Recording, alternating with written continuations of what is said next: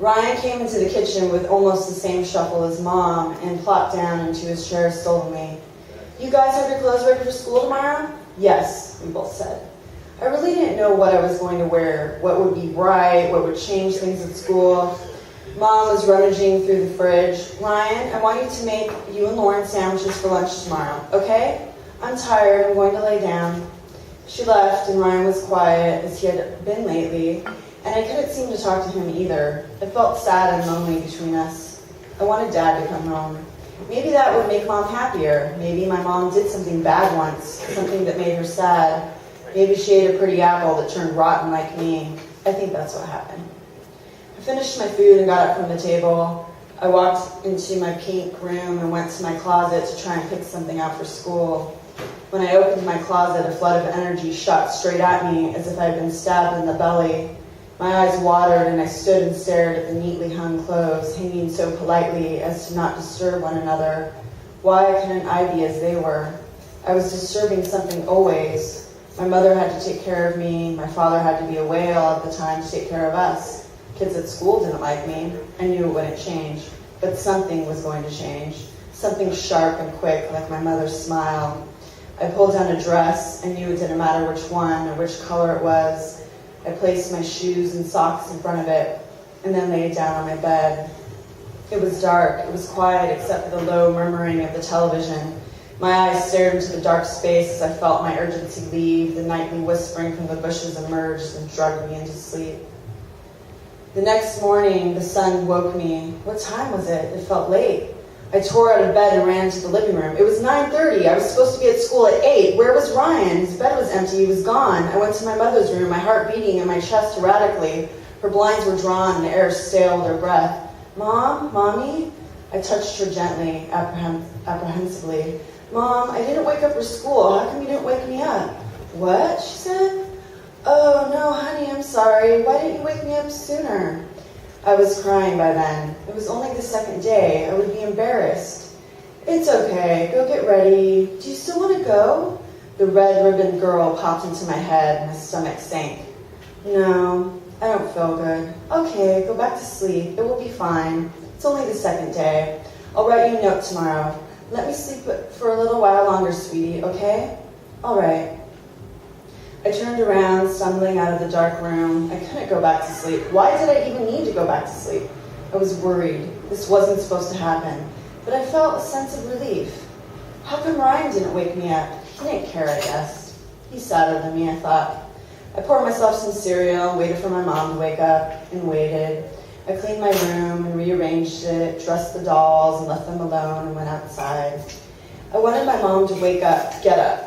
I started feeling angry when I went outside and the sun was shining and she was still sleeping. Stupid. I hate her. I said it out loud, and as soon as the words slid from my tongue, I looked at the apple tree and all its fruit, ripened, rotted, and mushed right before my eyes. My tears were sore and sour as I tried to hold them back, swallowing the rock in my throat. And I was good at it because only a few escaped, maybe 2 or 3. How many days till Dad comes home? I couldn't remember. He had to hurry, though. He should know. I was getting older, standing outside and seeing that tree and thinking those thoughts. It was scary because I knew everything was changing. There was some sort of brew boiling in that house, and it was also in me and in my mom and my brother. I was thinking about my body changing. My teeth would be bigger. Blood would fall from in between my legs. I could feel the cramps and the blue sadness creeping from my core deep within. I did not want to see this. I do not want to see this. I then remembered my dream from the night before. I had dreamt of a creature. This creature was scary, hideous to look upon. And my brother and me were trying to keep it from going into the garage because it would hide itself and we didn't want it to live with us. It was backed into a corner. My brother was trying to make it come to him. He gently begged the creature to come to him.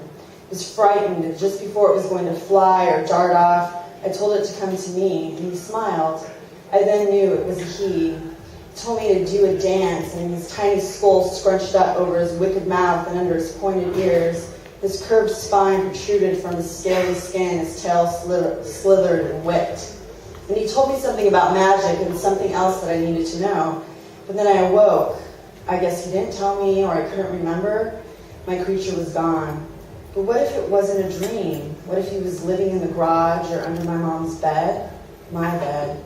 And that's what was happening. He was making something happen. Evil.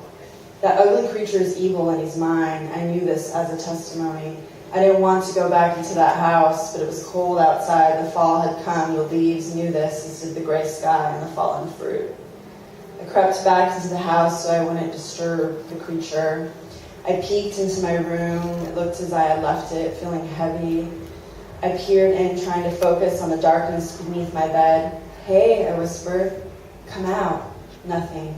I didn't want to look in my mom's room. The TV seemed to be the best escape. I watched a show with puppets and books. The commercials were pink and flowery for girls and black and blue for boys. The trucks could conquer anything. The babies needed you to feed and hold them. My eyes slid down to sleep and the murmur of the television disappeared.